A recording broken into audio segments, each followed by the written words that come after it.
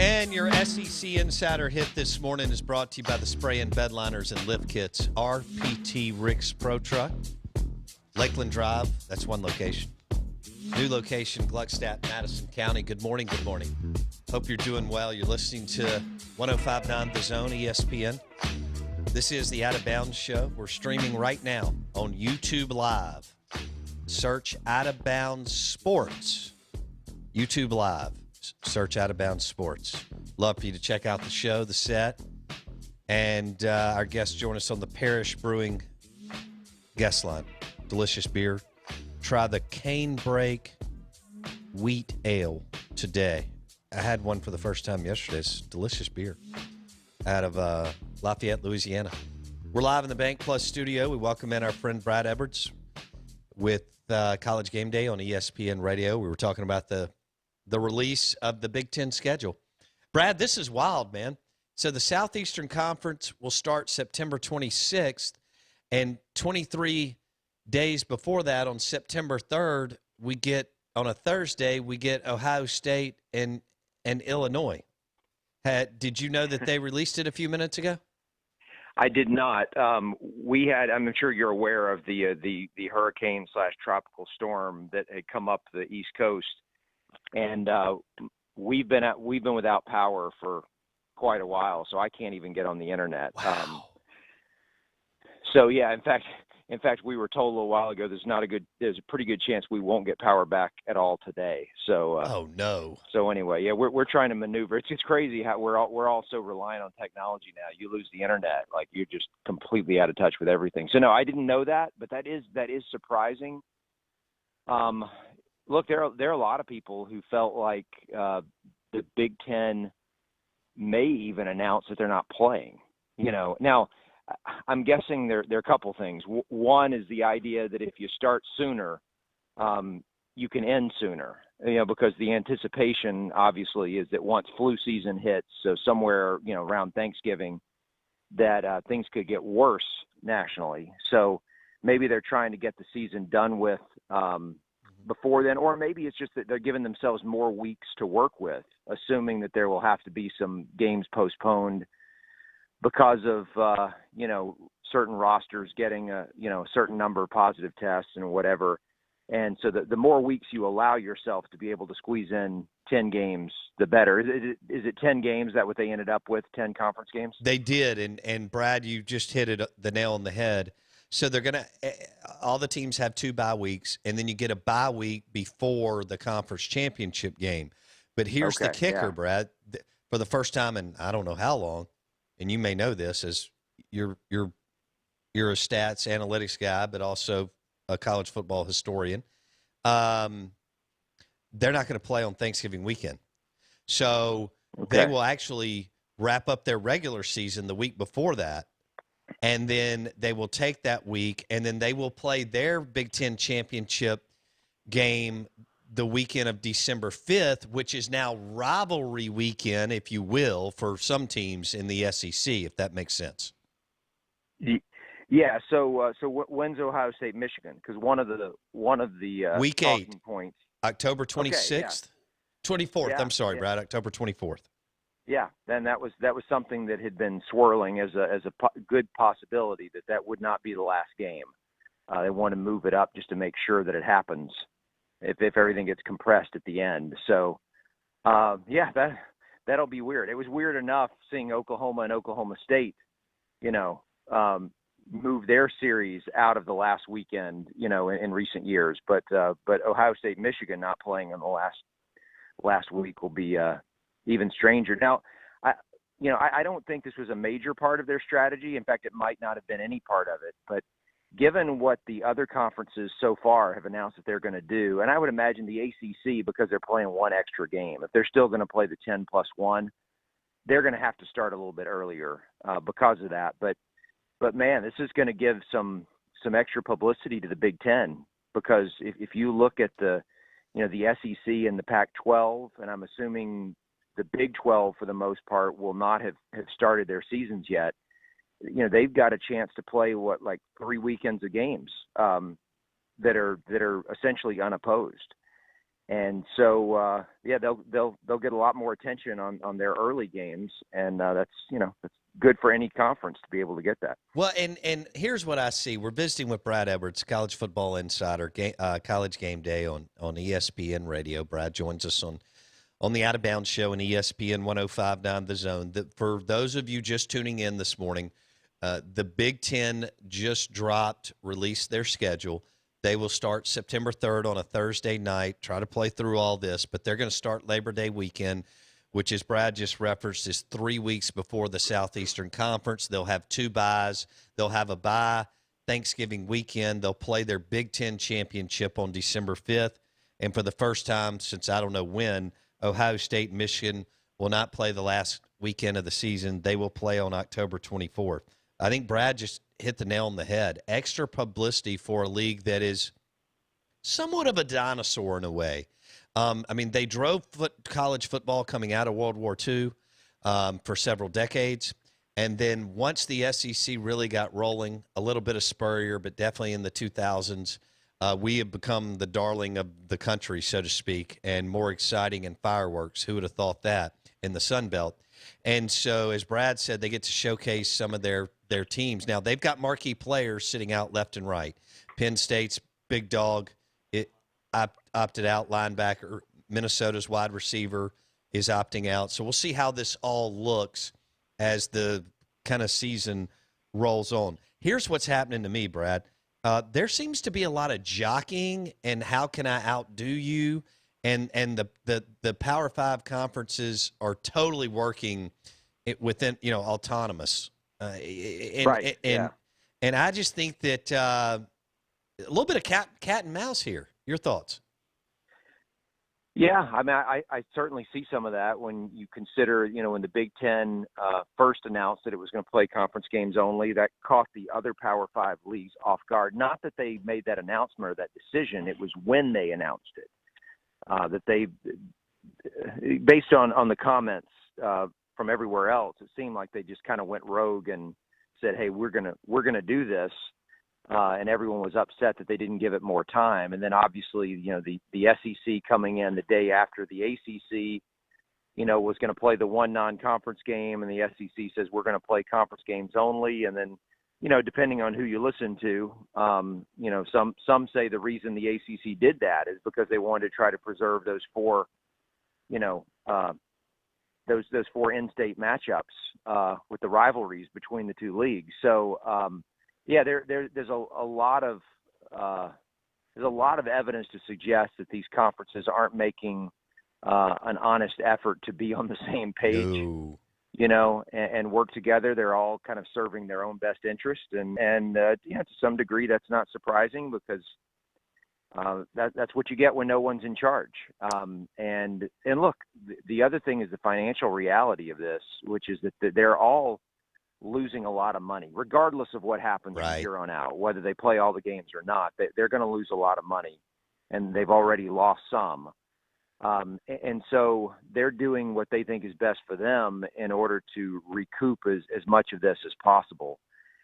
So that's kind of where we are right now. And although there's so much negative news. You mentioned the players who are opting out. Some star players already have said that. I know that there was the report recently that a number of SEC players have expressed concern over playing this season because of the COVID situation. Obviously, the Pac-12 player group that's threatening the boycott, which part of that's COVID related and part of it is, it has to do with some other things. But you look at all this stuff together, and by the way, there was a story a couple days ago of the Indiana freshman who was like in intensive care with a COVID related illness. So there are just so many signs pointing to this thing basically just kind of walking a tightrope right now. Sure. Where it is just that next little thing that goes majorly wrong, I could see, just even on the heels of this Big Ten announcement, the Big Ten coming out next week and saying we're not playing at all.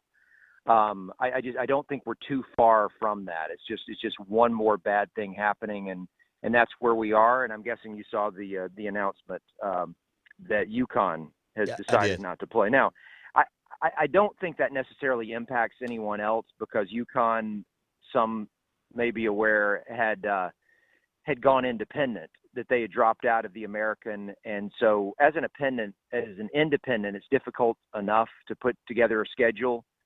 And one thing it probably requires them to do a lot of is traveling out of state to play games, because they're not in a position of leverage where they can get a lot of teams to come to them.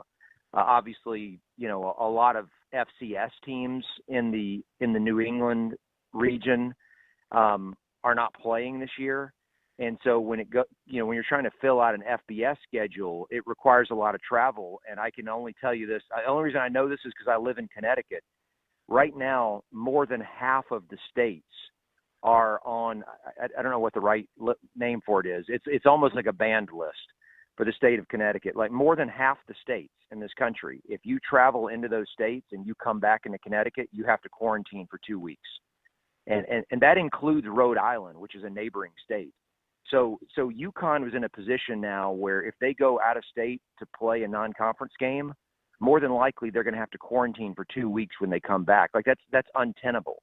And so I think that has a lot to do. That has a lot to do with UConn canceling. And I don't think it's necessarily something that's a sign of things to come for anyone in the Power Five. Okay, Brad Edwards, College Game Day on ESPN Radio, hanging out with us. He's joining us on the Parrish Brewing guest line. You're listening to ESPN 105.9 The Zone. So, Brad, what do you make of a 10-game SEC conference schedule if they're able to play it? And let's say that the SEC champion finishes 9-2. I'm counting an SEC championship win. Yeah. How does this impact college football playoff odds, in your opinion, Brad? Well, I think the big question is, how will the selection committee handle this type of situation where there is no non-conference play, where you're not going to have, from everything I can tell, there are not going to be any non-conference games between Power 5 teams. So there's no way to even compare a few scores and try to reach some sort of conclusion that this conference is better than that conference. Everything at this point is based on preconceived notions. Like we all believe right now that the SEC is better than the ACC, and the SEC is better than the Big 12 and the Pac-12. Okay. We believe the Big 10 is better than the ACC and the Pac-12. But that's based on previous years. And there will be no evidence from this season's games to support that, whether it's true or not. You just don't know when they're only playing each other. And so because of that, the committee is going to have a more difficult they're going to have a more difficult process as far as determining who the top 4 teams are, assuming that it stays at 4. This is a completely different conversation, but to me it's a no-brainer that it needs to go to at least 6, if not 8 this year. If there was ever a year where you should just automatically put the conference champs in, it's this year because of numerous factors. But that like I said, that's a different conversation. Back before this whole thing started and the schedules were altered, I had done an SEC preview. I did a preview for our ESPN YouTube channel on each of the Power 5 leagues. And in the SEC preview, one of the things I mentioned is that according to our metrics, that to have an 8-game SEC schedule is just as difficult as a 9-game Big 10 schedule, and it's more difficult than a 9-game Big 12 or Pac-12 schedule. And it goes without saying it's more difficult than an 8-game ACC schedule. Okay, so basically, according to our metrics, even though there's one fewer game, it is more difficult to go undefeated through 8 games against SEC opponents than it is through 9 games against most of those schedules in the other leagues. So when you increase that number to 10 now, and no one's playing more than 10 conference games. So now that the SEC has the same number of conference games as everyone else, there will be no league that is tougher to go through than the SEC. And so the big question is, will the selection committee acknowledge that? Bill Hancock will tell you that's what they're set up to do.